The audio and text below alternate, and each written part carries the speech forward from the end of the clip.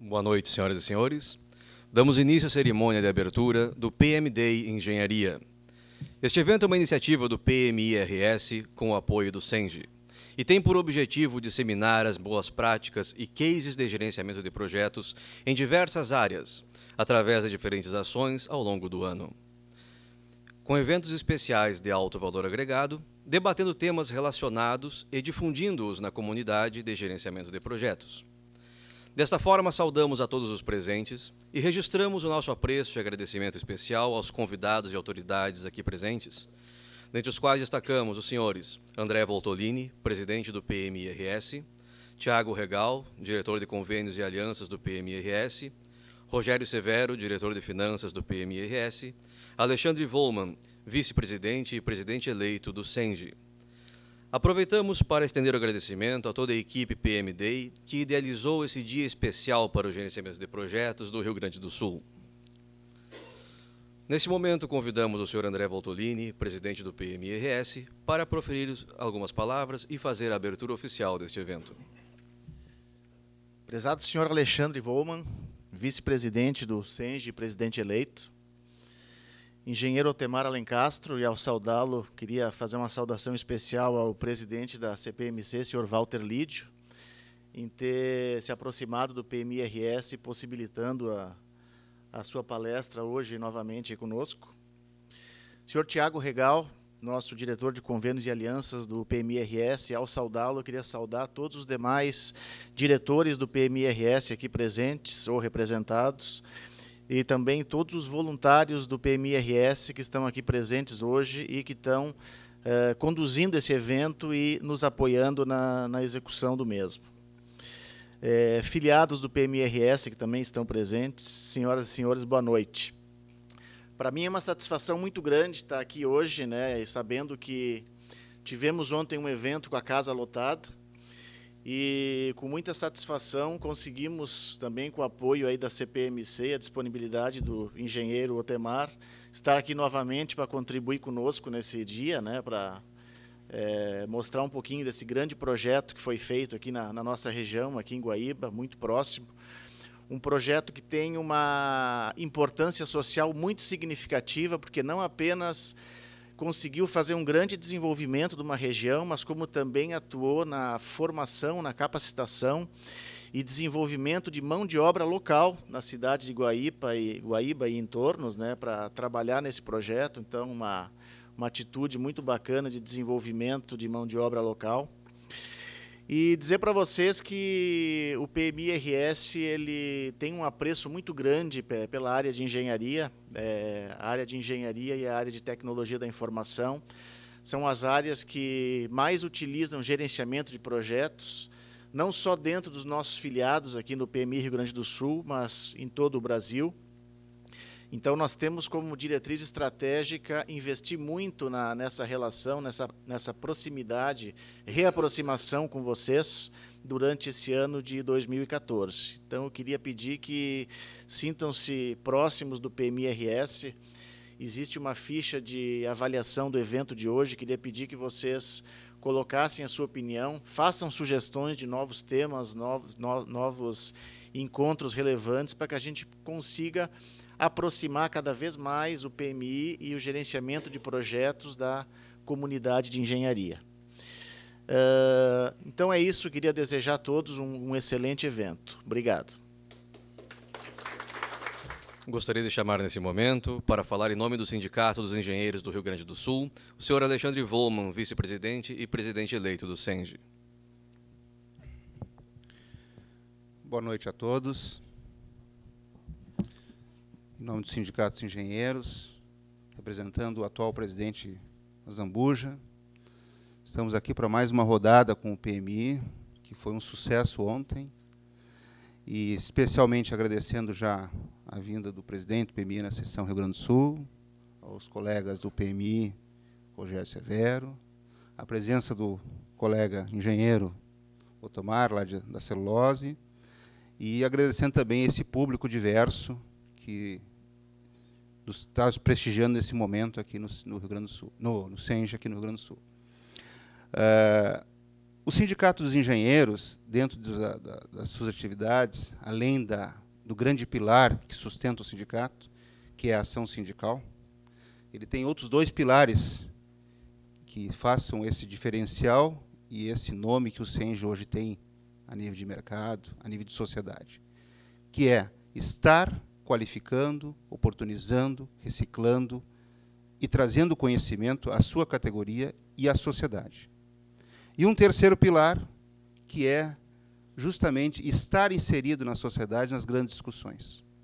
Há poucos minutos atrás, comentava aqui que enriqueceu muito o Sindicato dos Engenheiros, que o sindicato esteve à frente do recente discussão do PLC 84, da Lei dos Incêndios, uma lei que foi construída e o SENGE esteve parceiro na construção daquela lei no ano passado, devido ao grande incidente da Boate Kiss.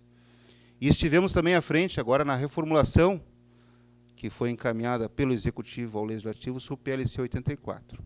Estivemos lá, marcamos presença e fomos contemplados no Conselho Estadual, com assento de titular e suplente. O SENGE, em nome dos seus representantes, estará discutindo, sim, a aplicabilidade da lei de combate a incêndio no Rio Grande do Sul. Então, esse é um outro pilar muito forte do sindicato, e está presente na sociedade. Estar presente na sociedade debatendo temas, estar levando conhecimento técnico nas esferas públicas e privadas. Um exemplo desses 3 pilares, e também indo ao encontro do debate de hoje de stakeholders, é justamente, e convido já de antemão os colegas, no final da palestra, no coquetel que vai se estender depois, a apreciarem os 5 projetos expostos ali no Espaço SENGE, que demonstram esse novo panorama do Sindicato de Engenheiros, que balizou esse novo desafio do sindicato e que vai precisar, sim, fazer um grande mapeamento a nível dos seus arredores, das suas vizinhanças, e trabalhar bem o desenvolvimento desse novo projeto. É uma magnitude um pouco diminuta em relação à celulose lá, né? Mas a modelagem se encaixa perfeitamente nesse novo desafio do sindicato, que é construir uma sede com 8.000 metros quadrados, e olhando, ouvindo, e que balizou esse novo desafio, uma pesquisa de mercado com a Unicinos, e depois um concurso nacional de projetos coordenado pelo IAB, Instituto dos Arquitetos do Brasil, seccional Rio Grande do Sul. Então, esse exemplo de trabalho participativo, social, aberto, convido a vocês a assistirem, a apreciarem os projetos ali, de premiação de 1º ao 5º, e que vai ser a nossa futura casa, a casa dos engenheiros e a casa da sociedade. Porque hoje aqui nós não deveremos ter só engenheiros, deveremos ter profissionais de todas as áreas, e de todas as classes e todas as áreas de representatividade profissional. Então, em nome do sindicato, eu faço esse agradecimento e espero que esse debate de hoje seja muito profícuo, que traga o conhecimento, a interação e que todos saiam ganhando, inclusive a sociedade gaúcha brasileira.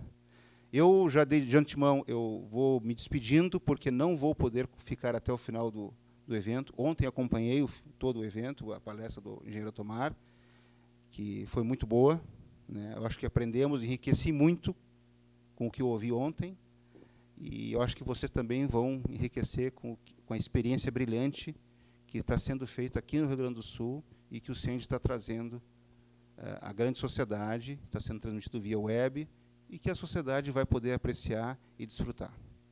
Muito obrigado e um bom evento a todos. O evento desta noite abordará a gestão de stakeholders em projetos de engenharia, através do case Celulose Rio-Grandense. Portanto, senhoras e senhores, gostaríamos de chamar até o palco o nosso ilustre palestrante da noite, gerente de projetos da Celulose Rio-Grandense, engenheiro Otemar Alencastro dos Santos. Bom, boa noite a todos. E, mais uma vez, então, agradecendo aqui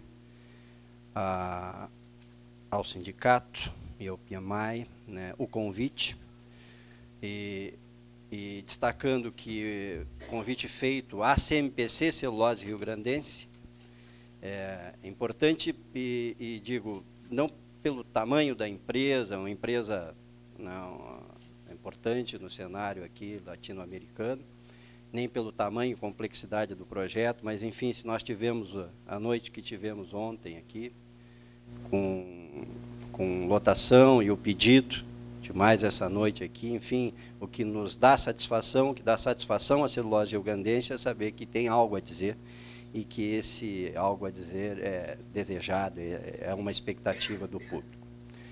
Segundo, eu estou aqui, outros tantos poderiam estar aqui no meu lugar falando, porque a equipe foi muito grande, né? Foram várias pessoas, e é um alinhamento nesse discurso. Então, é uma distinção e também uma responsabilidade que estou aqui falando por vários colegas.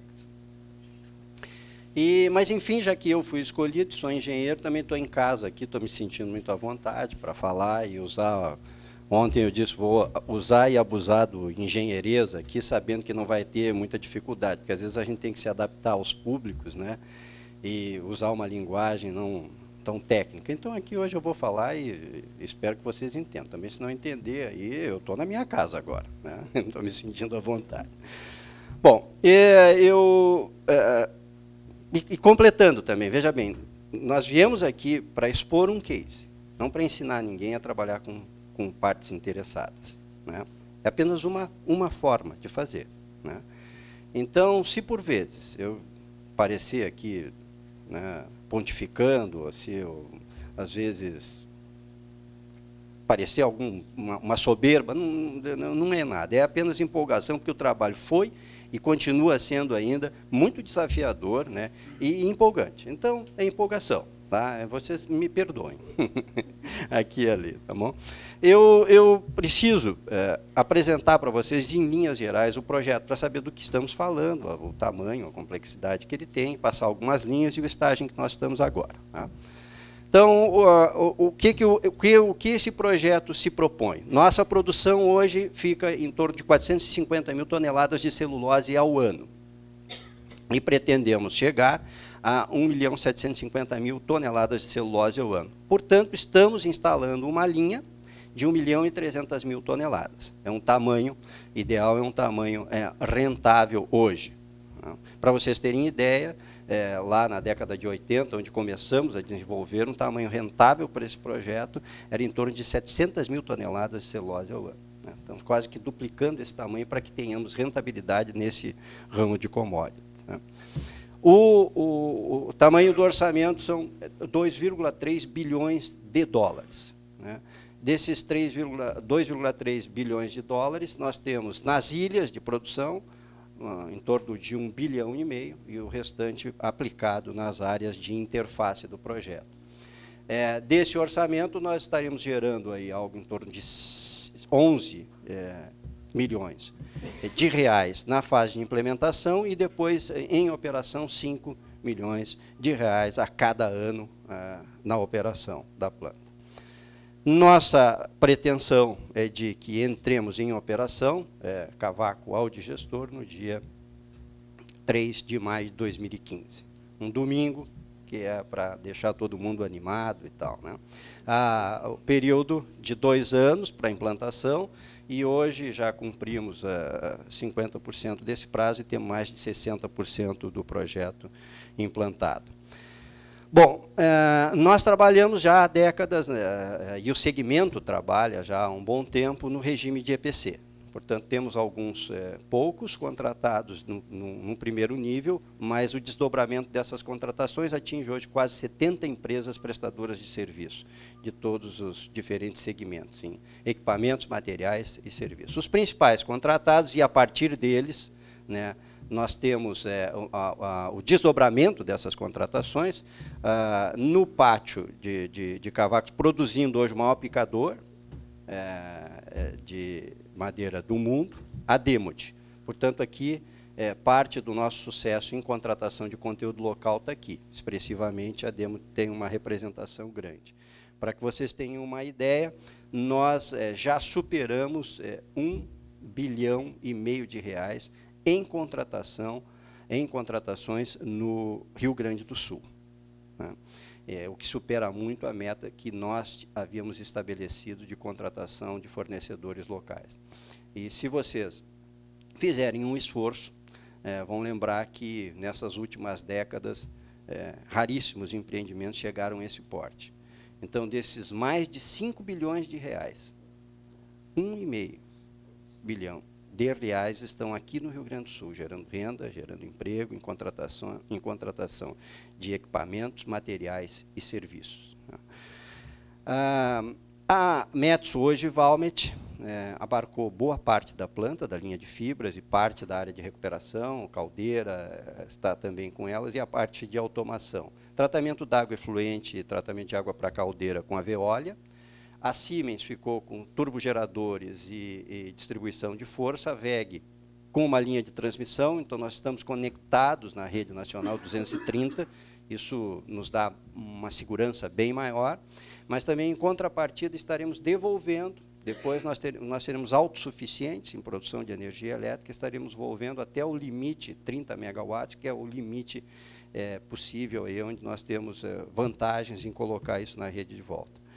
A UD e a Chemetics nas nossas plantas químicas e, no regime de EPCM, a POIRE, fazendo as interligações, o BOP, e também nos dando suporte na engenharia proprietária e nas plantas complementares.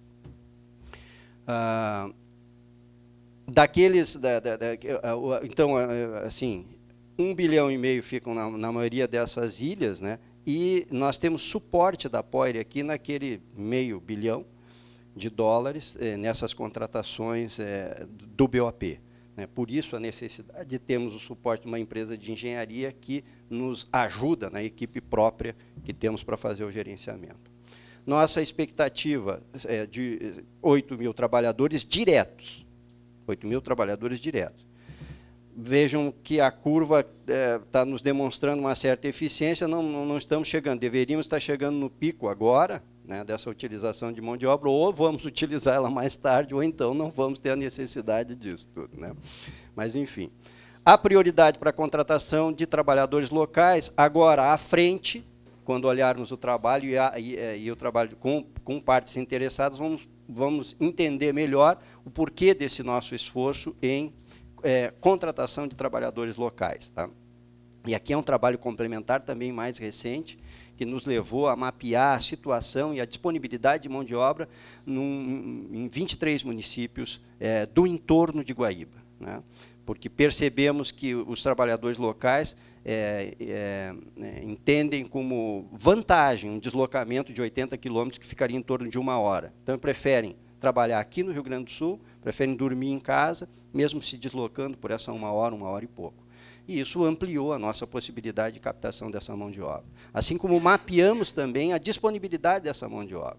Chegamos à conclusão que tínhamos aí algo em torno de 8 mil a 10 mil trabalhadores disponíveis nessa hora. Infelizmente, não com a qualificação que nós desejávamos e precisamos. Então, por isso, nos empenhamos também na formação de mão de obra, em parceria com a Pronatec, com o governo do Estado do Rio Grande do Sul, através do programa Pronatec, e hoje a totalidade de 6 mil que devem ser formados. Nós estamos ultrapassando mais da metade, seriam... Então, acho que em torno de 4 mil aqui nós temos uma participante do programa, não vou poder dizer muita bobagem aqui, porque senão ela vai me corrigir, né? Mas nós já ultrapassamos uns 4 mil, isso.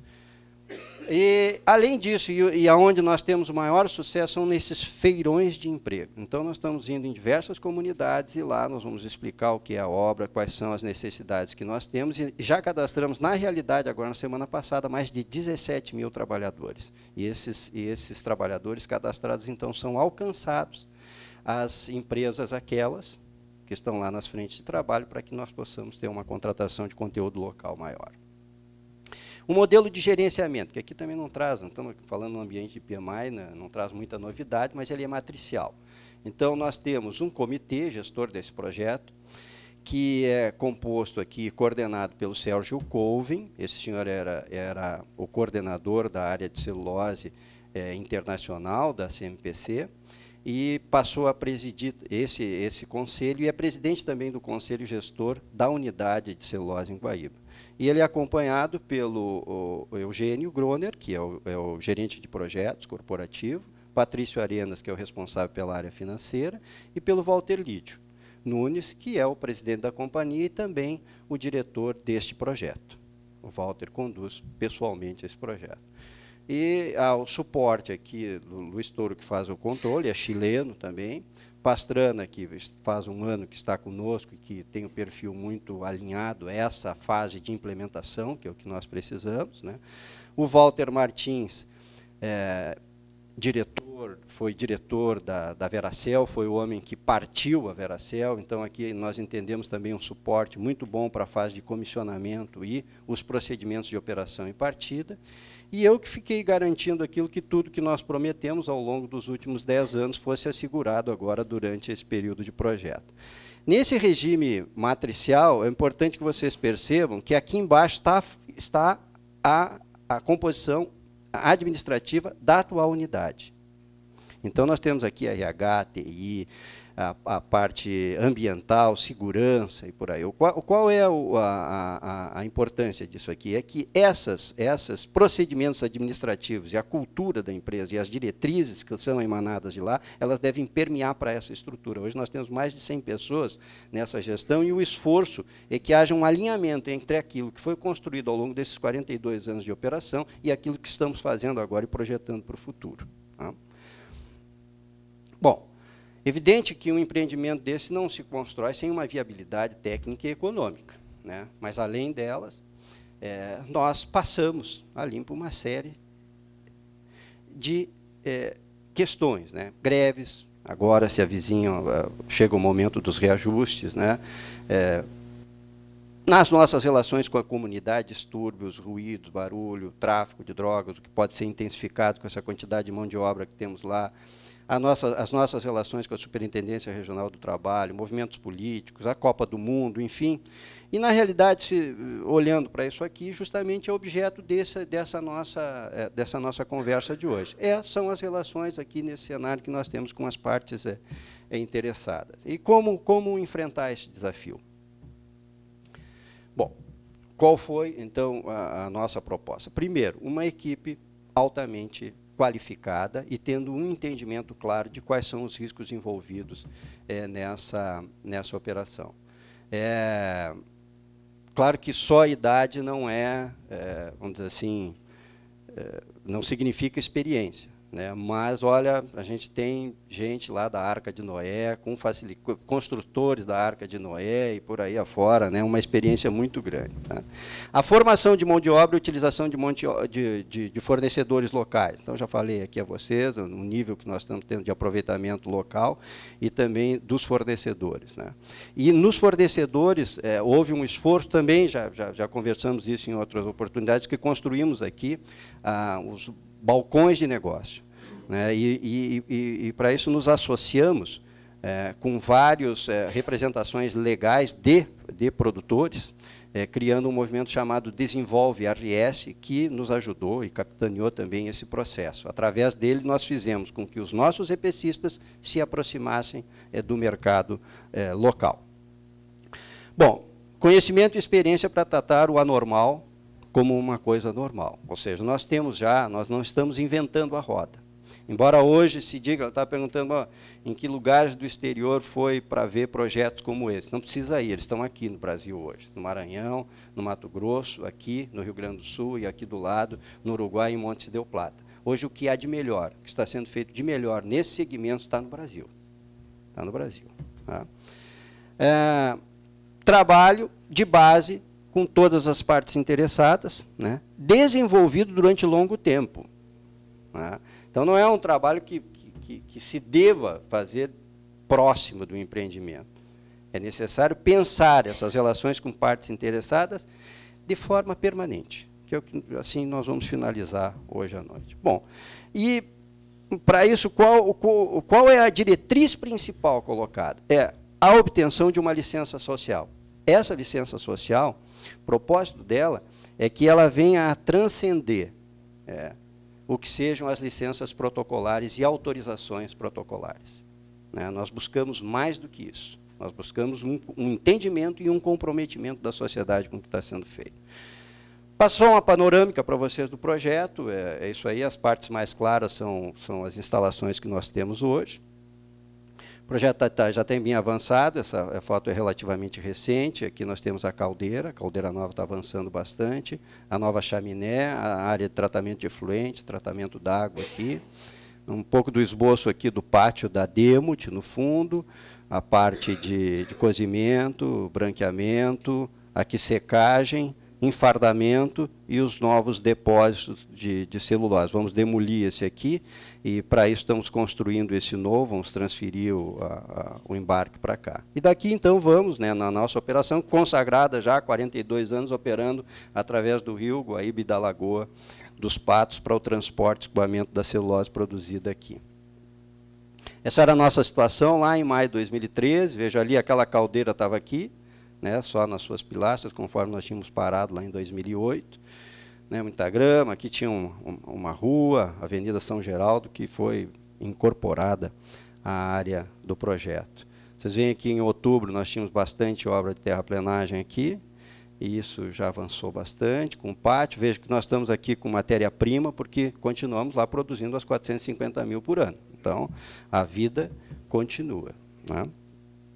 Aqui mais avançado, já dá para ver o desenho aqui da subestação 230, aí vão aparecendo aí, vai saindo do esqueleto, ganhando um pouco de pele a planta. Nós temos a produção também das pontes de tubulação, ela é feita modular, né? Ela é produzida e dali, depois de pronta, é conduzida para a montagem inteira, né, nos locais. Né? Bom, as relações, então, com partes interessadas, assim, qual foi a nossa receita de bolo? Como é que nós entendemos que devíamos trabalhar? Em primeiro lugar, conhecer e aplicar a melhor tecnologia disponível. Isso é que nos dá muita segurança nesses debates com a sociedade. Né? Porque, imagine, se você tem que defender um projeto que é uma porcaria, vai ficar difícil, vou ter que esconder alguma coisa, não vou poder falar tudo. Nós nos sentimos muito à vontade em falar do nosso projeto, porque nós buscamos o que há de melhor. Está sendo implantado aqui, né, em termos de odor, em termos de proteção do meio ambiente, em termos de segurança, né, todos os requisitos foram seguidos. E eu recomendo sempre, e aqui nós estamos entre engenheiros, principalmente, né, que é isso, esse é o exercício da nossa profissão, não podemos fazer diferente. Depois, desenvolver o conceito com o que há de melhor, porque nós não precisamos de muitos no desenvolvimento do conceito. Nós precisamos de poucos que conheçam muito. Isso sim. E o debate com esses profissionais no mercado, ele é precioso, porque ele qualifica o benchmarking lá atrás que fizemos. Bom, se eu tenho o melhor projeto, fiz o meu melhor, discuti com os melhores, então vou à frente com ele, para discutir os riscos. E aqui, a discussão de risco, veja bem, a gente tem um colega aqui que está trabalhando conosco lá, o que a gente percebe sempre no planejamento é que se faz a análise de risco e não se incorpora essa análise de risco ao dia a dia do planejamento das atividades. Fica lá uma figura de retórica. Né? Então, o que nós fizemos aqui foi respeitar o que tínhamos lá naquela análise de risco. E eu trouxe, então, para vocês alguma coisa, um material original, do que fizemos dessa análise de risco, e vocês já vão começar a perceber que lá, né, naquela época, uns bons anos atrás, no início de 2006, quando fizemos essa análise, ela já ia nos direcionando para esse trabalho mais diferenciado com partes interessadas que fizemos. Então, uma parte dessa análise de risco, que levantamos aí 240 e tantos riscos, sob o ponto de vista ambiental, que foram conduzidos, então, pelo Clóvis Gimge, o gerente de meio ambiente da companhia, com seus tratamentos. Mas a relação com partes interessadas, que conduzimos com a RM, aqui fazendo, vocês vão ver várias vezes os parceiros que participaram, então procuramos empresas diferenciadas do mercado para fazer o trabalho, né? Para que, do tamanho, as empresas do tamanho e da complexidade daquilo que está se implantando lá. Então, levantamos aí mais de 70 eventos e obtidos de como? Conversando com mais de 300 partes interessadas. nesse negócio, através de 42 entrevistas. Isso é um material precioso em tudo que fizemos, né?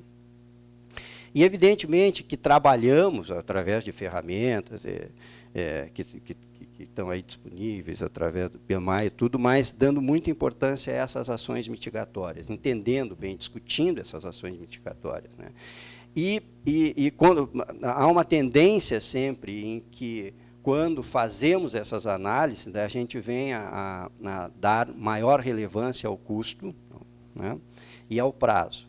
Mas aqui é importante que as questões relacionadas à reputação da empresa sejam analisadas de forma extensiva, entendendo assim, alto para nós, eventos desastrosos para a reputação da empresa, reversão da imagem ao nível desejado ao longo prazo. E o que é longo prazo para nós? Aqui, em médio, já é superior a 2 anos para reverter. E convenhamos, né? Uma vez maculada, não são 2 anos de trabalho intensivo ou mais do que isso que vai nos trazer de volta aquela reputação que havíamos obtido anteriormente, e que fazemos e praticamos de longa data, há décadas, né?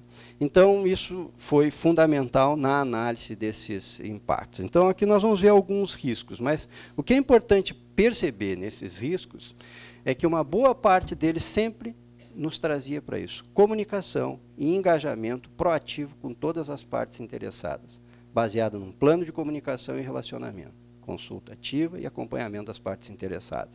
Ações de políticos e ONGs contra o empreendimento. A outra coisa importante aqui é o seguinte: não há razão para se fugir dessas relações, né? Essas relações, elas precisam ser debatidas e discutidas. Porque, se estamos fazendo um trabalho bom, isso são oportunidades, não motivos para se fugir. Aqui eu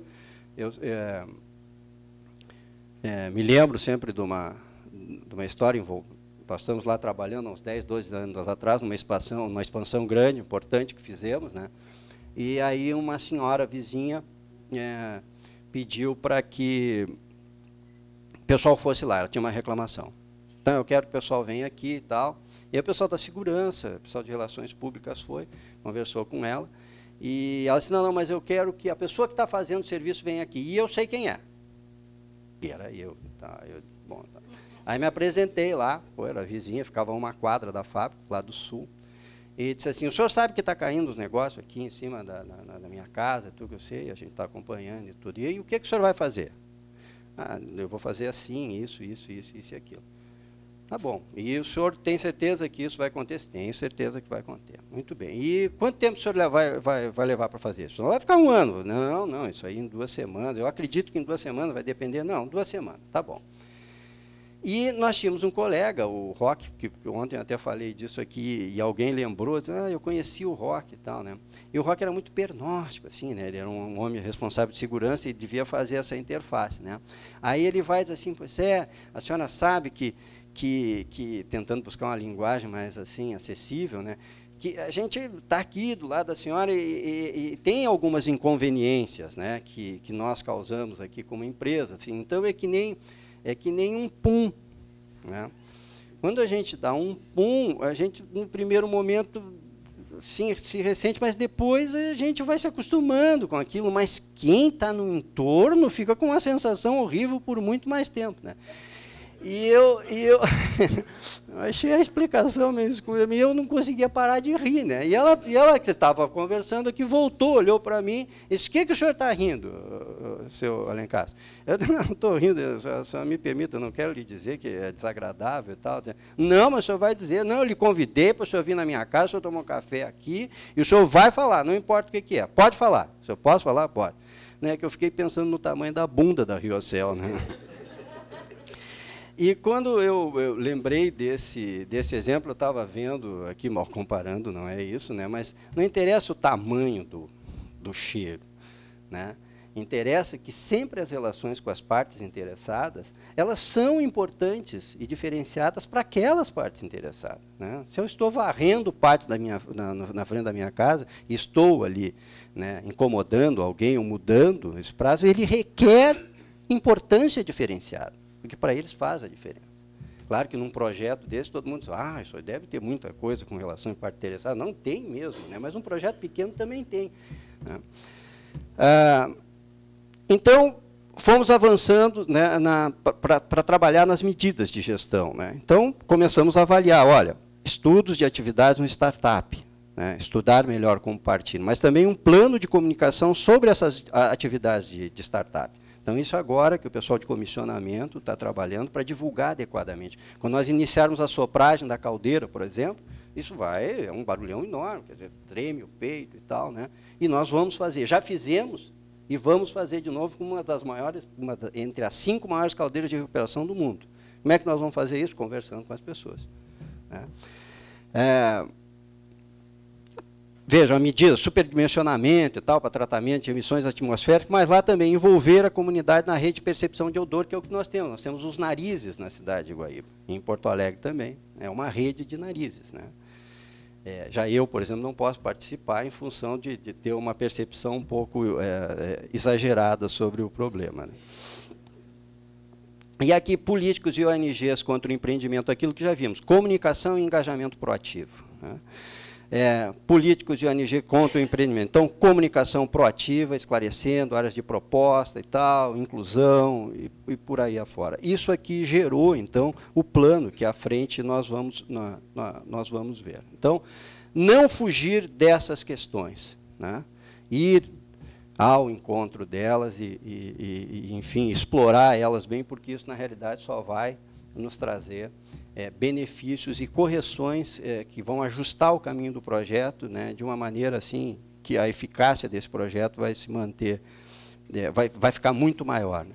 Não, a gente nem precisa voltar, porque o segundo item aqui, então, que aparece ali é a pesquisa.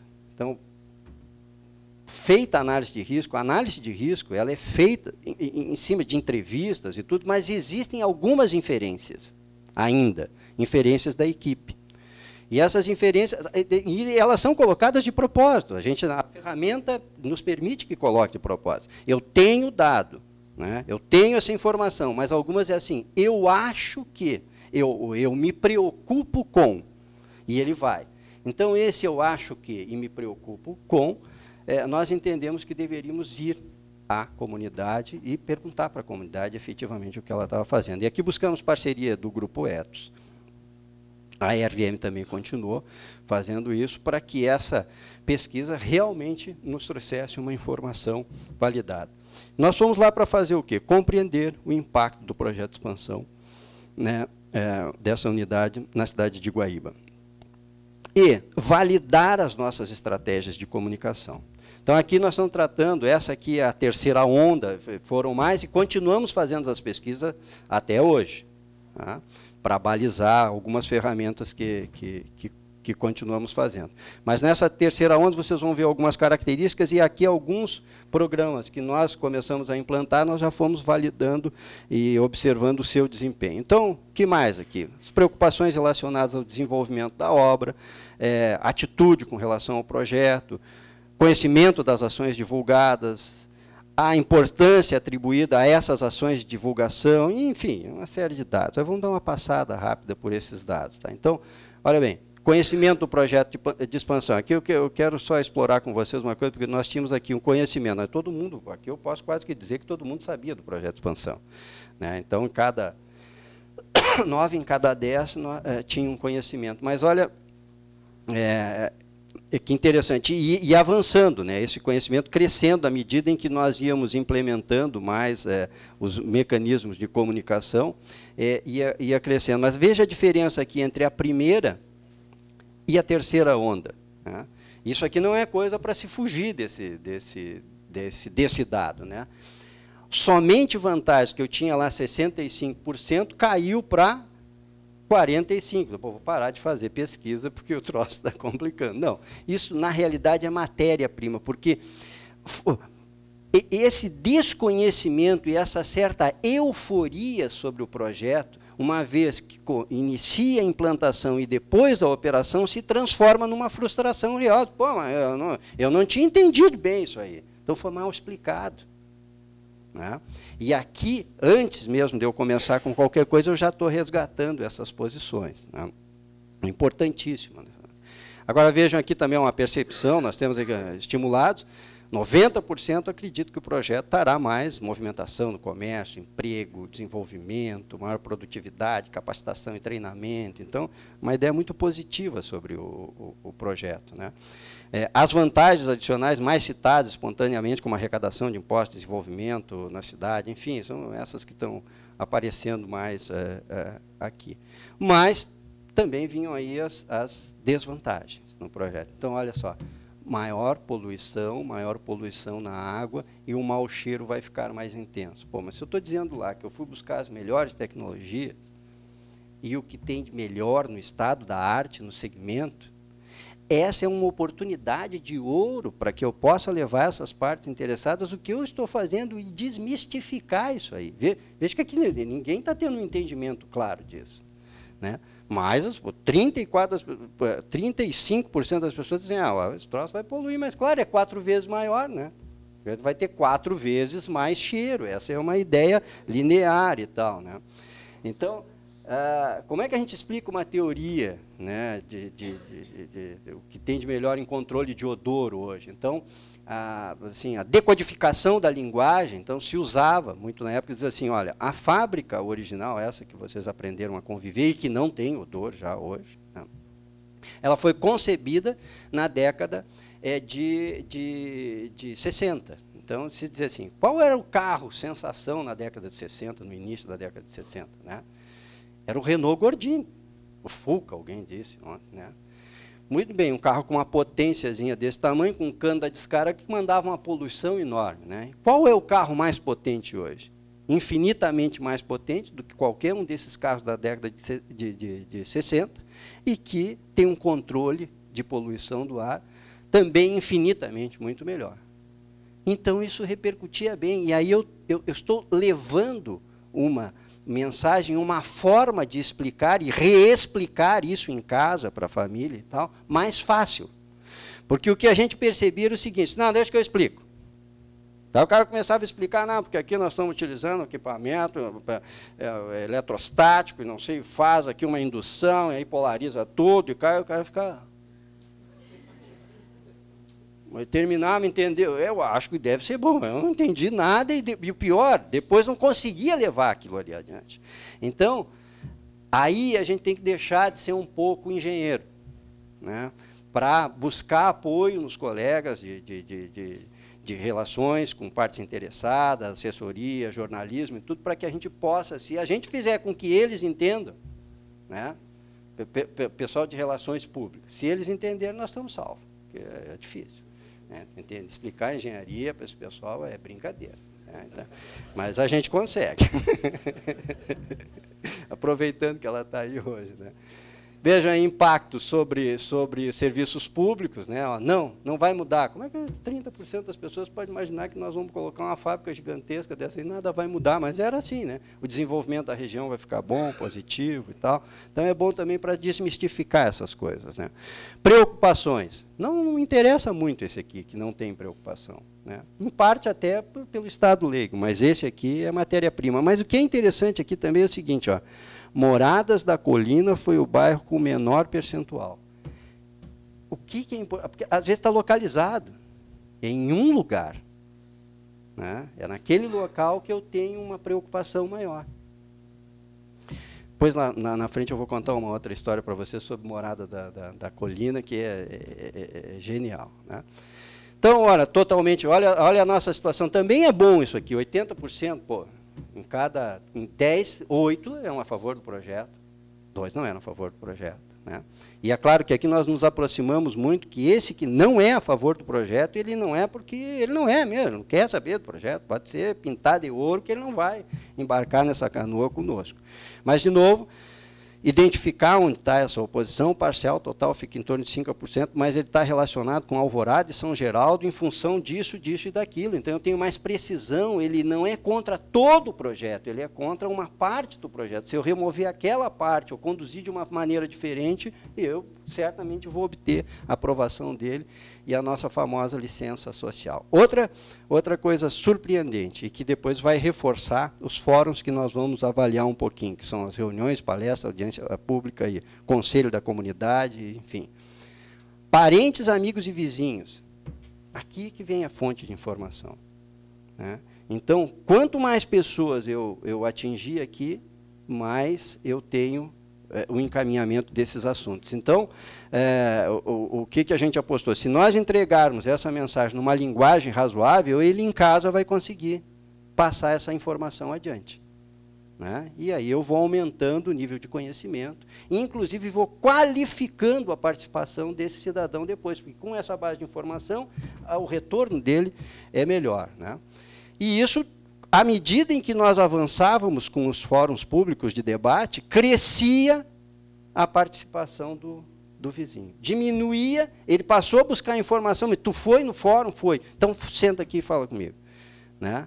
Ah, não, agora sim entendi. Então, ele começou a abandonar o jornal, o rádio, a televisão, para buscar informações em quem tinha participado de algum fórum de debate, tá?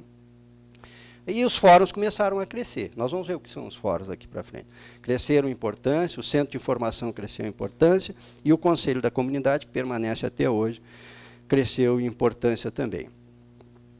Há muito interesse, evidentemente, com emprego, geração de renda, né? Não pensa que são só pelo lindo trabalho dos engenheiros que as pessoas apoiam os projetos, tá?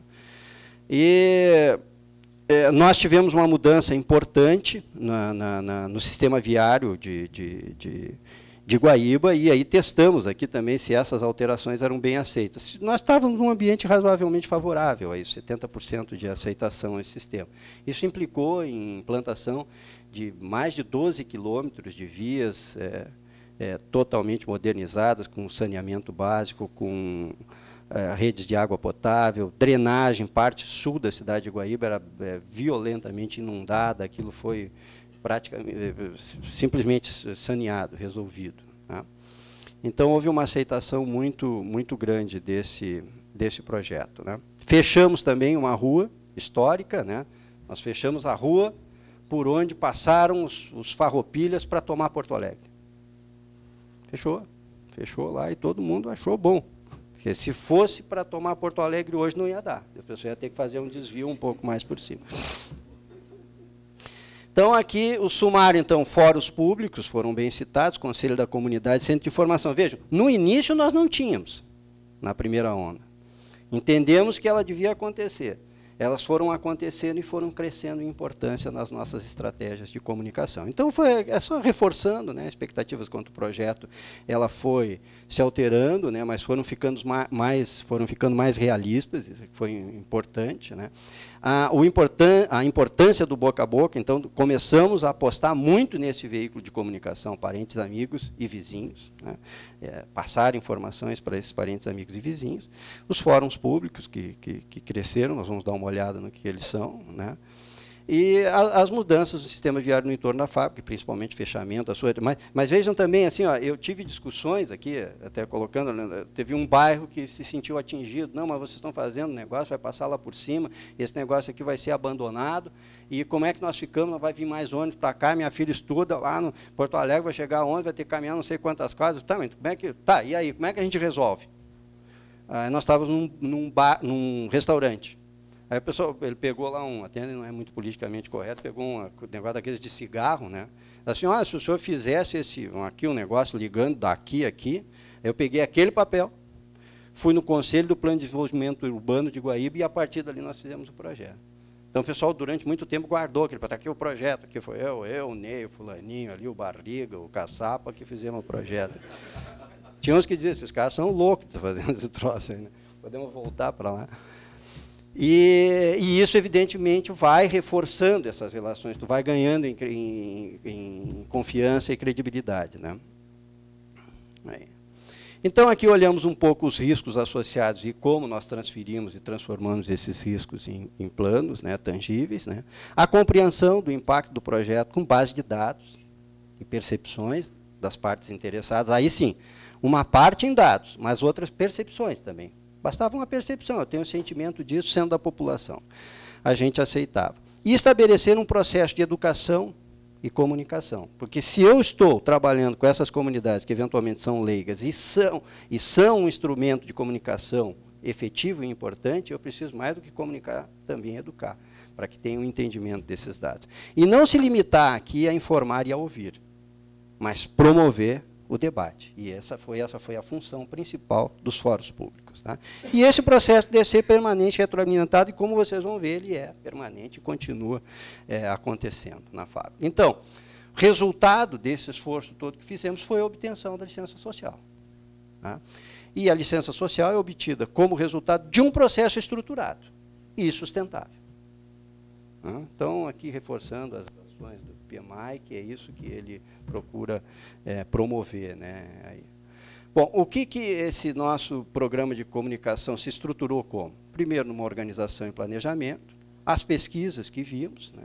A articulação dos fóruns públicos, do centro de informação e do conselho da comunidade e, finalmente, a audiência pública. Né? E hoje ainda permanece a ferramenta do conselho da comunidade e sempre que é necessário, vamos para um fórum público. Alguma coisa aconteceu, houve um recrudescimento de uma ação, monta um fórum e vamos discutir lá no bairro. Mas é assim, é discutir na igreja, é discutir na associação de bairro, né? É lá onde o problema está acontecendo. Eu destaco aqui o esforço bom, primeiro planejamento. Nós estamos aqui falando como profissionais, mas sempre é bom lembrar. Tá? O levantamento sistematizado das partes interessadas. Foi o que se falou aqui um pouco na abertura. Né, dizendo assim, olha, nós vamos fazer uma obra, temos isso e isso, nós precisamos entender o que está acontecendo aqui no entorno e o pessoal que vai ser envolvido. Né. A pesquisa, e aí como a gente viu, estabelecemos até aquele momento da auditoria 3 ondas, né, para variar, e continuamos hoje fazendo esse balizamento. Né. E tem o resultado lá da pesquisa que foi interessante, eu passei um pouco rápido, mas assim, ó, nessa terceira onda, nós incluímos, porque ela era feita com um chefe de família. Né? Aí nós eliminamos o chefe de família e passamos a contar com a dona de casa. Né? E aí houve uma surpresa assim, não, nós estamos interessados, nós tivemos que abrir um programa de qualificação de mulheres. E formamos mais de 700 mulheres, 600 e poucas mulheres lá, que hoje estão trabalhando aí no mercado, e depois continuamos formando mulheres, porque elas queriam complementar a renda, ou não era complementação de renda, ela era o provedor daquela casa. E elas estavam interessadas nesse emprego. E era mais gente aí a se somar. Diz que quando fica vermelho assim vai explodir, né? Vários palestrantes perderam a mão e tudo. Bom, e aqui vão os fóruns públicos também. Né? Então, no caso dos fóruns, nós estruturamos 42, continuo, tá? Esses são números desse processo especificamente. Tá? E, evidentemente, nós dividimos esses fóruns públicos. E começamos por onde? Por onde nós começamos? Deixa eu ver uma coisa aqui, espera um pouquinho. Nós começamos, aí eu falo um pouquinho, depois eu volto. Tá? Nós começamos em casa. Tá? Nós começamos por casa. Nós fizemos tudo aquilo que nós faríamos lá na rua, o que imaginamos fazer na rua, com os nossos colegas. Tá? Do quadro operacional e do quadro executivo. Tá? Então, a estruturação foi essa, um planejamento desse fórum, um entendimento de quais deveriam ser os públicos. Então, primeiro, a nossa turma lá em casa, depois os comunitários e públicos específicos. Né? Esses comunitários têm uma tendência, nós vamos, por exemplo, com os católicos, né? Com os evangélicos, com o pessoal da Umbanda, com a associação de bairro, com o legislativo, executivo, não importa qual, mas alguns são específicos. E aí nós precisamos, por exemplo, nós fomos conversar com ONGs, eram contra o projeto. Aquele debate ali já requer um conhecimento científico maior, porque ali tu vai levar dados específicos e tal, né? O que às vezes não requer num outro. Né? Então, os palestrantes, os apresentadores, tudo isso foi testado e avaliado. Levantamento de agenda, todo um processo de mobilização que vocês vão ver à frente. Mas o que foi extremamente rico foi isso. E mais do que isso, aqui nós também simulamos. Pô, nós estamos em casa, né? Nós podíamos simular. Então, faz tal pergunta, o grupo tal faz perguntas mais relacionadas com as plantas químicas, sobre recuperação, a turma que mora aqui na volta faz perguntas sobre as ruas, sobre isso. Então, tudo isso foi testado. E aí nós fomos, inclusive, muitas vezes até corrigindo o projeto em função disso. Agora, de novo, pegando lá o vizinho, o parente, se quem está trabalhando contigo no projeto não é capaz de defender ou de poder falar num churrasco em casa, né? Você estava está lá fazendo churrasco e tal, aí está o primo ali, o outro vizinho, tá lá naquele projetão, né? Bacana, vai encher o bolso aí de dinheiro e tal. E nós aqui, né? E para nós vai vir o cheiro, né? Vocês lá na boa e tal, e nós aqui, né? E aí o sujeito tem que, se ele ficar quieto, ele corrobora com aquilo. Mas assim, não, olha, desculpe, a gente está usando, né, um equipamento que simplesmente vai ficar livre de odor, vai ter cheiro. Como que não vai ter cheiro? Aí se ele vai tentar dar uma explicação daquela, de cheio disso, daquilo, não vai dar certo. Então, aquele exemplo funcionava aqui. Aquele exemplo é uma linguagem, uma metalinguagem capaz de alcançar aquele interlocutor e transformar ele depois numa pessoa também capaz de desdobrar. Olha, não é bem isso, viu? Tem um negócio, um troço lá, assim, ó, lembra do carro lá, e agora tem esses carros, tu vê, não polui nada, a gente nem ouve barulho, né? Olha, e aí eles, até, pô, então é possível que tenha uma tecnologia também para se fazer caldeiras de baixo odor, né? Então, aqui foi fundamental, e isso é uma coisa que eu sempre recomendo, começar por casa, né? Começar por casa, né? Pois o projeto de divulgação é assim, ó, Igreja Nossa Senhora da Paz, aqui, tal dia, lá, e claro, não se restringia isso aqui, ia a corneta na rua, alto-falante, jornal e tudo junto. E aí os fóruns tem tudo que era tamanho. Agora é o seguinte, não precisa ter esse mundaréu de gente também, se tinha 3 nós íamos. Tá? Ia com a mesma estrutura, gravava, anotava tudo. Outra coisa desses fóruns, tudo era anotado, certo, Sibeli? Tudo anotado, porque senão depois fica inferência. No final, eu falei assim, eu acho que aquela senhorinha, ela falou exatamente, ela falou um negócio, eu acho que era, eu te lembro, não, tá, deixa, amanhã a gente anota e tal, aquilo fica perdido. Não, registrado. Tá? Esse fórum tem um aspecto interessante também, que eu disse para vocês que ia falar, que é assim, né? Nós tínhamos lugar para 400 pessoas, tinham 800 pessoas. 800 pessoas na frente, formou uma fila. Aí, alguém foi lá, muito ingenuamente, assim, pessoal, aqui, tá, amanhã nós vamos fazer outro, porque não, aqui, ó. Daqui nós não saímos. Tá? Nós vamos ficar aqui e tem um cara aí de bigode aí que vai ter que falar conosco. Aí, tá? E, não, mas o que é? Não, amanhã fala, não, é agora. Tal. Aí eu disse, Lencastre, tu tem que ir lá. Como assim? Lencastre, tu vai lá, vocês acham que o bigode vai varrer todo mundo de lá? Não funciona assim. Então vamos conversar. Então, tem uma ideia do que é? Não, o pessoal está muito preocupado com as casas, com as residências. Eu digo, não, então tá bom, pegamos lá um engradadinho, subi no engradado. Então, pessoal, mais ou menos o que é? Não, estão dizendo que vocês vão comprar aqui as casas tudo. Mas mais ou menos de onde? Bom, também não interessa. Não, aqui, ó, é assim, ó. Tá, fala tu aí, ô João, tu fala ele vai falar aí pela gente, né? Não, estão dizendo que vocês vão comprar as casas aqui, tá? E a gente sabe que as casas valem mais ou menos uns 30 mil. Tá? E vocês estão querendo pagar 20. Estão querendo pagar 20, né? Mas nós já vamos avisando, não vendemos por menos de 40. Tá? E isso é uma barbaridade, porque é uma exploração, porque a empresa pensa que só é grande. Já foi aquele tumulto aí. Não, só um pouquinho, nós não vamos comprar nada. Não, vocês não vão comprar nada? Não vão comprar nada. Mas por que não? Porque não há interesse. A fábrica pode ser feita lá dentro, não é? Isso é um boato, alguma coisa. Pô, foi todo mundo embora. Foi todo mundo embora. Então, se a gente não está lá naquele dia, se a gente não está naquele momento, o que ia se transformar isso aí? Né? Aí depois tinha uma menina, assim, grávida, com uma criança, assim, e aqui do lado vocês não vão fazer nada? Disse, não, aqui também nós não vamos fazer. Não, é o seguinte, eu meu marido, nós invadimos as propriedades de vocês. Se vocês forem fazer alguma coisa, tem que avisar, hein? Porque não pensa que a gente pode sair assim de uma hora para outra, eu se mudaria de filho, aí eu vou parar onde? Tá? Então está invadido lá, então vê, você está invadido e eu tenho que avisar. E foi assim, tem inúmeras histórias aí que foram importantíssimas para qualificar esse projeto, para qualificar essa relação com partes interessadas. Há alguns fóruns, né? Então, esses públicos, aqui é que nós temos o diretor-presidente falando com a imprensa, primeiro a imprensa em Porto Alegre, então a gente dividia, porque ações em nível mais elevado, governador, vice-presidente, tudo é feito pelo próprio presidente, né? E com repercussão enorme, que isso aí cala bem, né, na comunidade, passa a informação. Bom, o centro de informações já era alguma coisa mais estática, né? Estava lá, dava as informações, né? E uma estrutura simples, mas chegou aí a atingir mais de 400 pessoas, e também as pessoas encaminhavam ali questionamentos estruturados. Tá?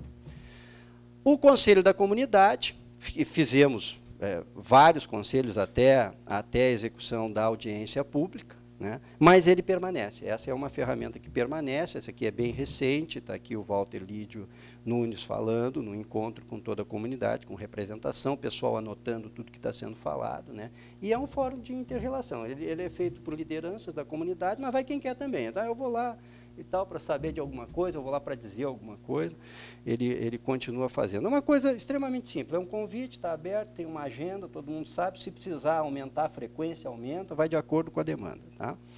E, finalmente, a audiência pública feita aí, como todas as audiências, mas aqui vocês têm uma magnitude do negócio, né? Quantos consultores, né? Empresas envolvidas, mais de 50 pessoas envolvidas. Ou seja, a gente não economizou em recursos aí, porque apostamos muito na eficiência desse fórum como para comunicação. Tivemos aí mais, em torno de 3.000 pessoas, né? E ele repercutiu bem no nosso processo. Ou seja, aproveitamos muito bem, não se foge de audiência pública, se usa a audiência pública com inteligência, né? Então, é isso.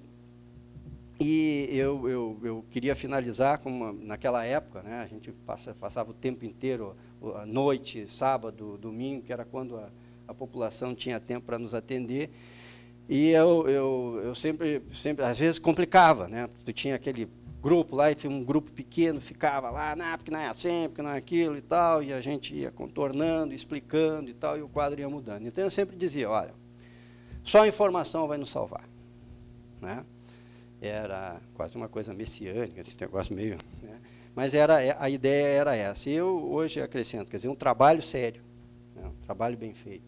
E a informação feita, mas assim, ó, essa informação, abusem dela. Quer dizer, se não entendeu a primeira vez, busquem a linguagem, apostem nela. Ela é importante, né? Se não entendeu, vai de novo. E, enfim, se o trabalho foi sério, né?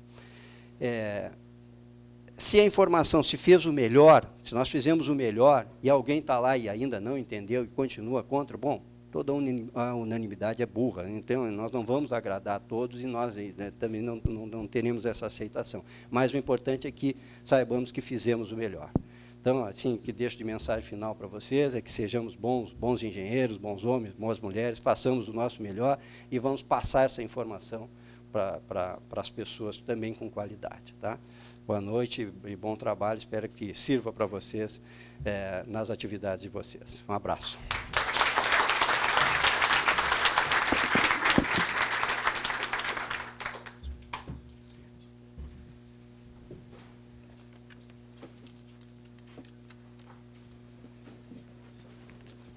Agradecemos ao engenheiro Alencastro pela excelente palestra. Iniciaremos a nossa atividade de mesa de debates neste momento. Convidamos nosso ilustre palestrante a tomar um lugar à mesa. Da mesma forma como convidamos o senhor Rogério Severo, diretor de finanças do PMRS, e o senhor Thiago Regal, diretor de convênios e alianças do PMRS.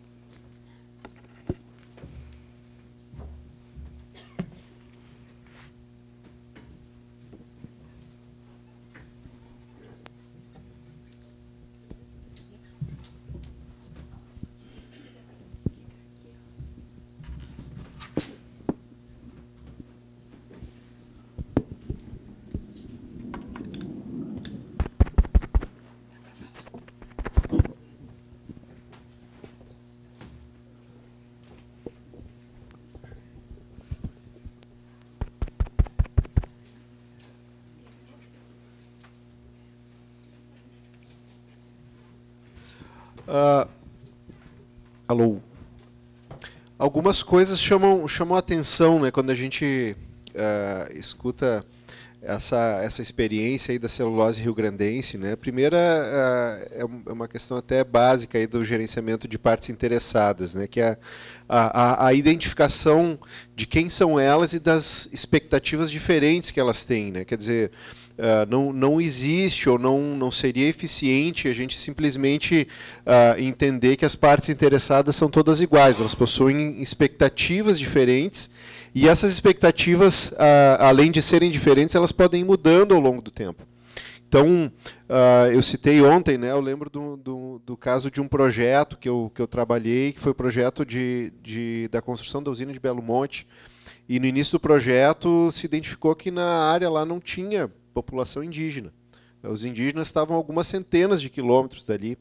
E então não se teve assim uma maior atenção em gerenciar essas partes interessadas. E ao longo do projeto, ou eles foram para lá, ou alguém levou, enfim, né, acabou se tendo aí toda uma demanda da população indígena por conta, né, do suposto impacto que a obra teria sobre essa população. E isso acabou gerando, né, todo um debate, inclusive do ponto de vista de reputação, né, que foi citado aí, porque acabou indo para a grande imprensa, né, e arranhando toda a imagem do empreendimento. Houve um envolvimento aí com o Congresso Nacional, que gerou uma paralisação das obras, né, e quando tu fala aí de uma obra com 30 mil funcionários, né, e ela parada alguns dias, cada dia são muito dinheiro, né? Só fazer uma conta aí básica a gente vê qual que é o impacto, né? Então chama muita atenção essa questão da identificação, né, do entendimento de que essas expectativas mudam e elas precisam ser entendidas ao longo do projeto, e também a questão da conexão disso com risco, porque as partes interessadas elas representam eventualmente riscos para o projeto. E não só risco, mas também oportunidade, né? Quer dizer, a rede de narizes, né, que acaba monitorando eventualmente possíveis impactos ambientais, né? Quer dizer, se eu tenho um cara lá que entende que ele tem espaço para levar um problema, né, sem precisar ter que ir para outros caminhos, quer dizer, a pessoa se sente à vontade para me trazer algo que não está bem, né, aquilo acaba sendo uma oportunidade. Eu evito uma multa de um órgão ambiental, alguma coisa assim, porque as partes interessadas elas estão satisfeitas, né, com a minha gestão, né. E por fim, uma questão que eu queria colocar também é que às vezes a gente fica meio intimidado, né, quando vê esses cases enormes, né, bonitos, a gente olha assim, poxa, que bacana, e a gente pensa assim, poxa, mas isso é só lá para a celulose rio-grandense, né, que se eu tiver 2,3 bilhões de dólares, eu faço gestão de partes interessadas, né, mas o PMI, ele já ao longo da sua história, né, ele vem entendendo e coletando boas práticas de gerenciamento de projetos na forma de padrões. E o padrão de gerenciamento de projetos, que é utilizado em nível mundial, o PMBOK, ele na nova edição, ele teve acrescentada, né, uma nova área de conhecimento, que é a gestão de partes interessadas.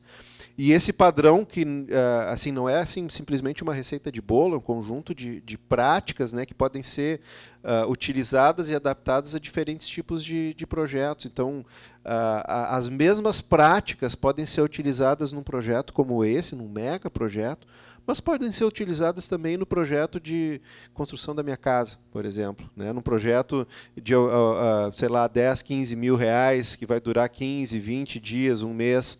Então, é importante a gente ter essa noção de que as práticas existem, né? Existe uma norma que nos subsidia de informação para gerenciar as partes interessadas, e essas práticas elas podem ser utilizadas em diferentes contextos também.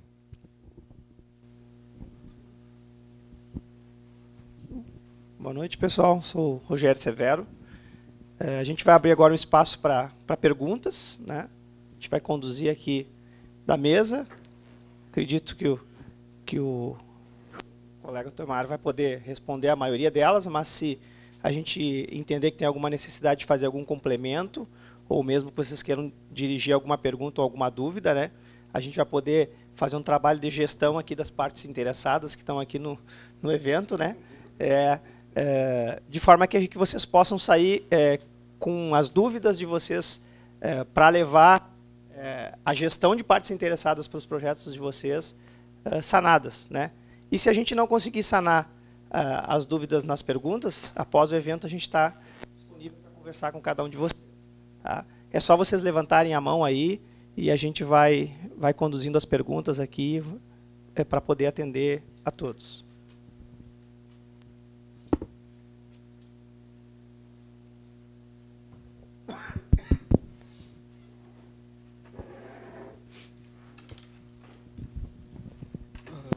Boa noite. Qual a participação Só desculpa, questão só de ordem. Só gostaria do teu nome, tua profissão. Certo, meu nome é Arnaldo, sou engenheiro civil. Para ter noção, qual a participação dentro do orçamento que vocês tinham inicial para essa parte de gestão de partes interessadas, e ao longo todo esse processo, se andou dentro do orçamento, extrapolou, está sendo menor. É óbvio que isso aí tem uma importância muito grande no sucesso do projeto, mas é interessante saber qual a participação dentro desse orçamento de 2,3 bilhões de dólares. Não sei se pode... Não vou revelar, que é para não desestimular vocês.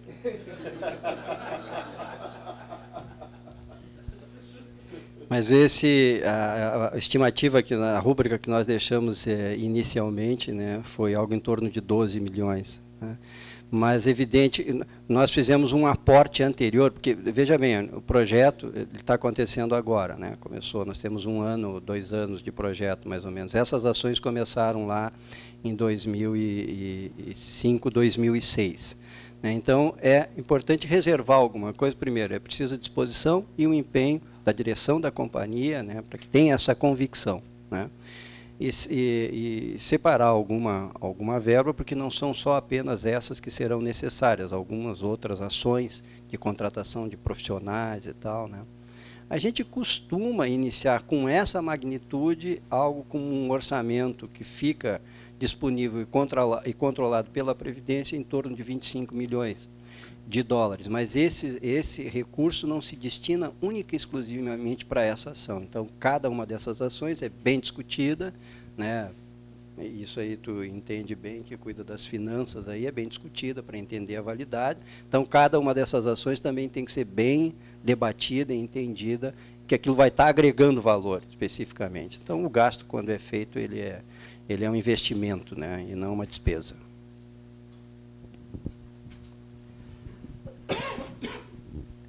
Hamilton, da JPPA Gerenciamento de Projetos. Parabéns, Alencastro. Aprendi mais um pouco contigo. Tua exposição tratou bastante dos agentes, das partes interessadas externas ao projeto propriamente dito, pelo menos foi a ênfase. É possível tu falar um pouquinho da gestão das partes interessadas, que são os próprios agentes ou as empresas que estão construindo esse projetinho aí? Como que se acontecem os cuidados com os stakeholders, que são as próprias empresas, que às vezes têm interesses não exatamente iguais em determinados momentos, né? Se é possível tu falar um pouquinho sobre isso. Obrigado, Ana Castro. Hoje ontem eu estava brincando, que a pergunta veio muito parecida, né? E é uma pergunta boa e importante, né? E evidente que eu não sabia a resposta, né? Mas foi ontem, né? E eu estava contando para o pessoal uma história que conheci um médico bem conhecido aqui em Guaíba, foi deputado estadual, Solon Tavares, né? Foi prefeito lá, e ele escrevia muito claramente, assim, né? Tu entendia, e não é comum isso para médico, né?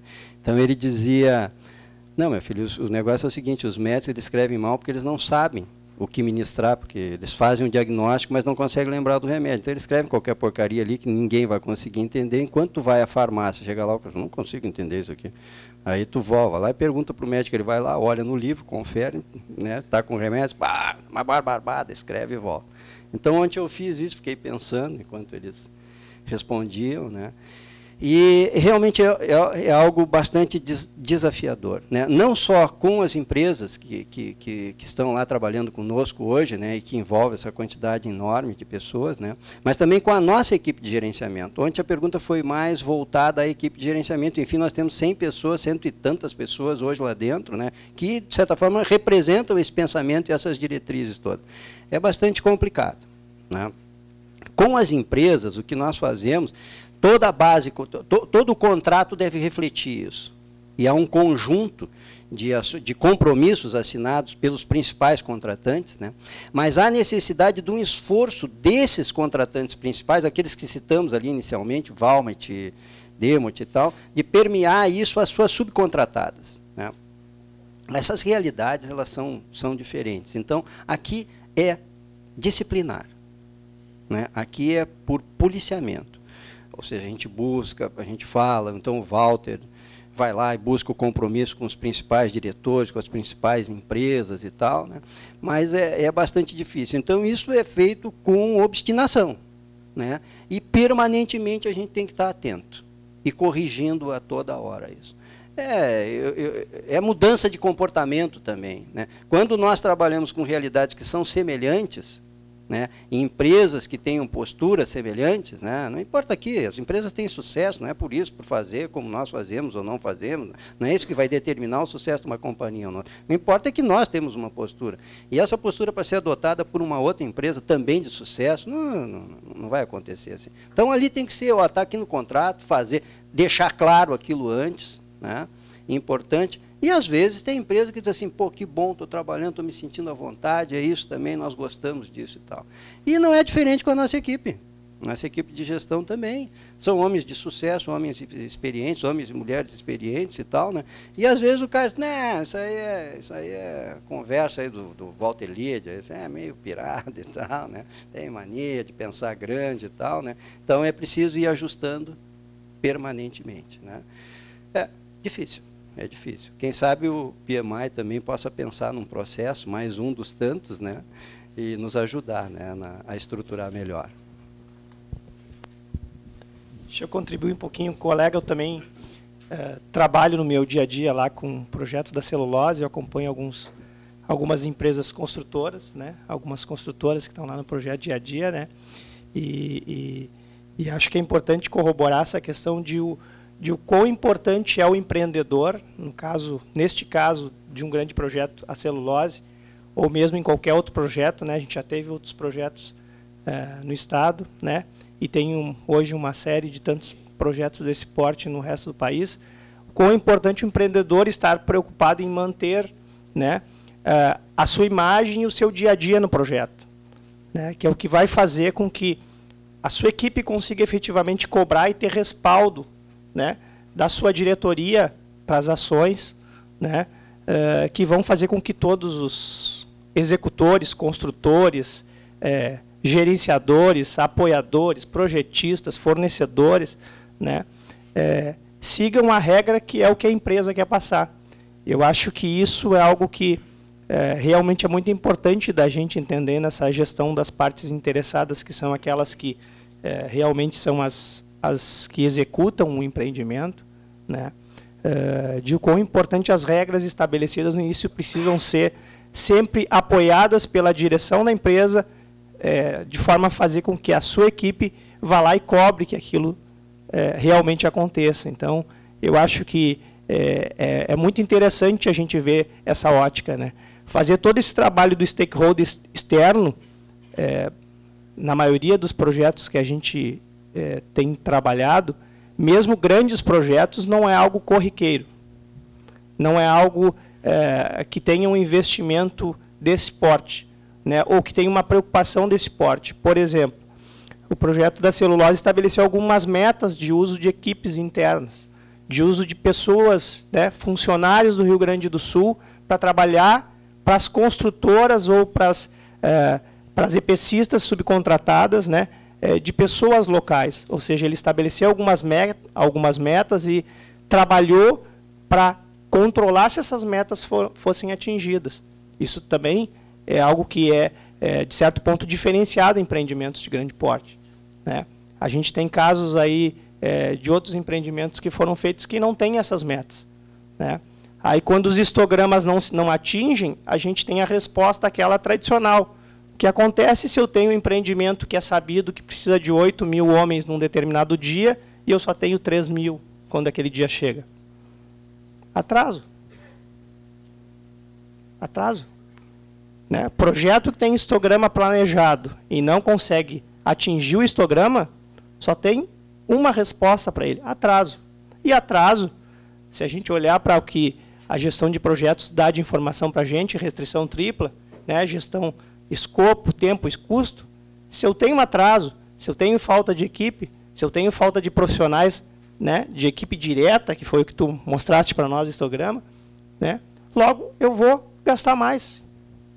Por quê? Porque eu tenho a minha equipe diretiva, a minha equipe pensante ficando mais tempo naquele empreendimento. Então, esse é um trabalho que ele tem que ser diário, né? Tem que ser de labuta, né? E tem que ter essa questão da informação muito presente. Eu acho que eu vou adotar, vou roubar a frase lá, vou te dar os créditos com certeza dessa frase, mas vou passar a adotar ela no meu dia a dia, né? A informação é algo que é extremamente importante, precisa ser muito bem difundido, né? É importante quando a gente tem um grande empreendimento que chega aqui e vem dizer para nós que tem dia lá para rodar né, a sua produção. Mesmo que por algum motivo aquele dia venha a andar uma semana, um mês, né, se essa informação está sempre bem difundida e bem entregue e bem colocada para todos os stakeholders, principalmente os que estão lá produzindo o empreendimento, né, fica mais tranquilo da gente fazer o que a gente chama, na gestão de projetos, gestão de mudanças, né?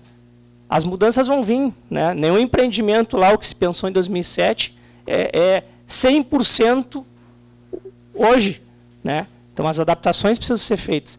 Por isso, eu acho que a gente fica, pelo menos eu, no meu dia a dia, felizmente surpreso quando eu vejo que estamos tratando os stakeholders, estamos monitorando os stakeholders, né? Estamos monitorando essas partes interessadas externas ao projeto e tratando, como tu está colocando para nós, as internas com bastante propriedade e rigor que é necessário, né? Porque senão a gente sabe que um projeto que tem uma quantidade de efetivo extremamente grande, deixando acontecer, naturalmente a gente vai ter uma quantidade de problema muito maior. Muito maior. Né? E começa por coisas simples. Para quem já teve na celulose ou para quem não teve, certamente deve ter algum modelo de fazer visita lá, né? Começa pela entrada, né?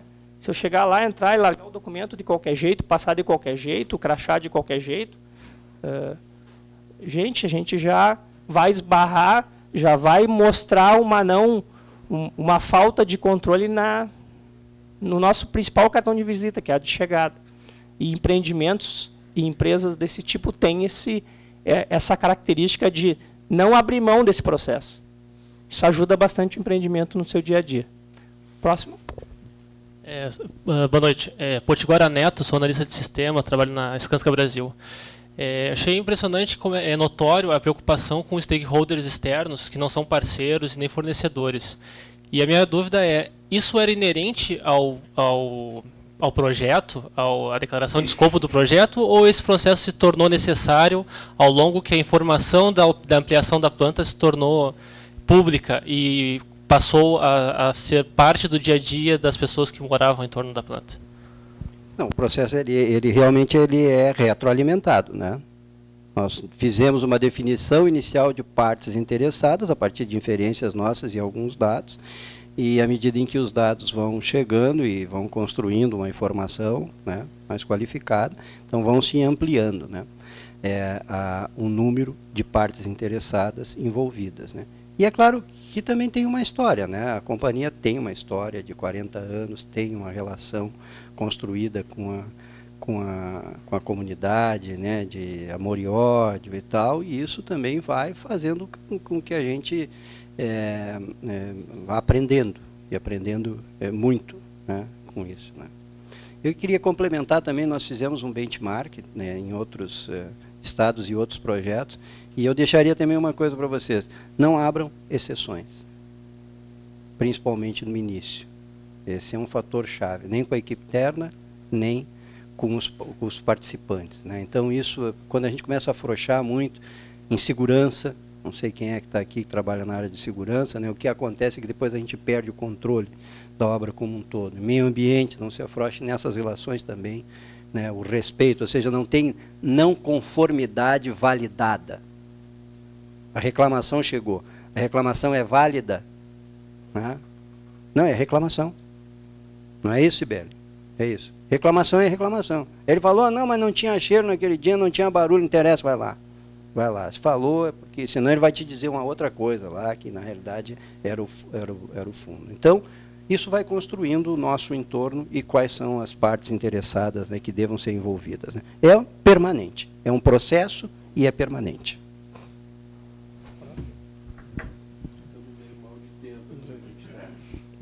Encerramos então as perguntas. Agradecemos aos debatedores e nossos palestrantes pelas suas considerações e pedimos que, porventura, algum participante da plateia que ainda não haja preenchido sua pesquisa de satisfação, por favor, o faça e coloque o seu nome, pois é matéria-prima, utilizando os vocábulos do nosso palestrante, para o sorteio dos brindes que vamos realizar nesse momento.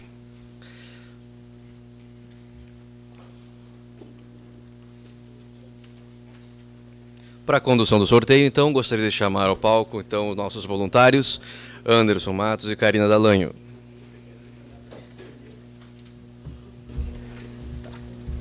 Boa noite a todos, meu nome é Anderson. Hoje nós vamos sortear uma mochila do PMI-RS e uma entrada para o 11º Seminário de Gerenciamento de Projetos, que vai ocorrer na PUC.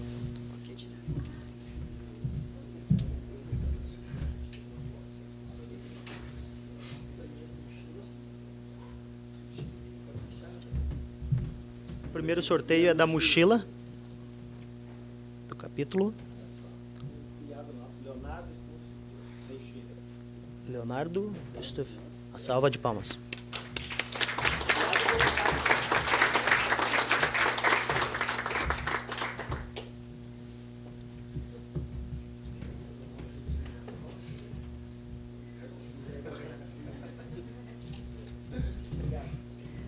Muito obrigado, parabéns. E agora é o voucher do seminário, participação do seminário de gerenciamento de projetos.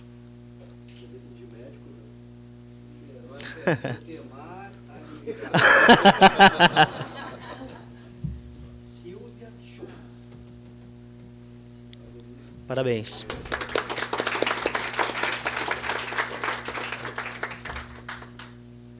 Passo a palavra ao Ricardo Fischer.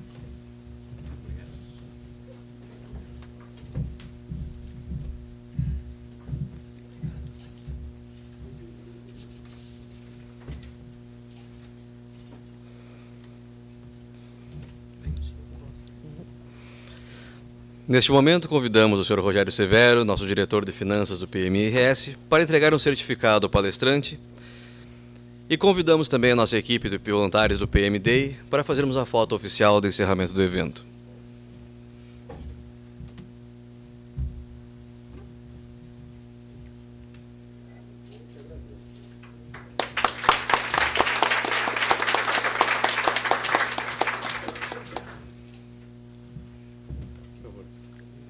Se vocês quiserem tirar mais uma foto do lado, senão vocês vão sair no projetor com a foto.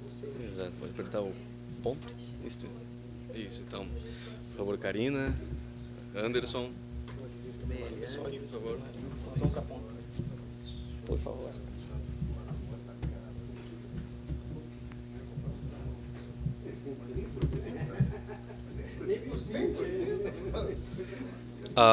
Ao público que já está saindo, gostaria então de adiantar a informação, que convidá-los ao coquetel do encerramento aqui no Espaço Senge. Muito obrigado.